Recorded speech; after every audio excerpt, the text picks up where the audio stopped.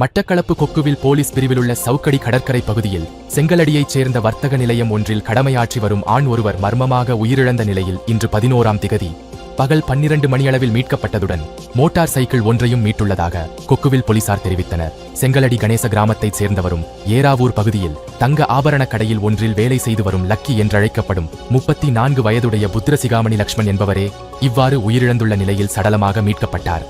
இது பற்றி தெரியவருவதாவது, குறித்த நபர் ஏராவூர் பகுதியிலுள்ள உறவினரது தங்க ஆபரண விற்பனை நிலையம் ஒன்றில் வேலை செய்து வருவதாகவும், சம்பவ தினமான நேற்று மாலை வீட்டை விட்டு வெளியேறிய நிலையில் இரவாகியும் வீடு திரும்பாத நிலையில் உறவினர்கள் தேடி வந்துள்ளனர். இந்த நிலையில் சவுக்கடி கடற்கரை பகுதியில் இன்று திங்கட்கிழமை ஆண் ஒருவரின் சடலம் இருப்பதாக பொதுமக்கள் போலீசாருக்கு தெரிவித்துள்ளனர்.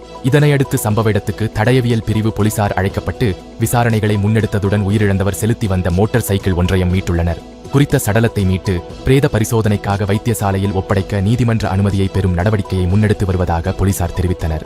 இது தொடர்பான மேலதிக விசாரணைகளை கொக்குவில் போலீசார் மேற்கொண்டு வருகின்றனர்.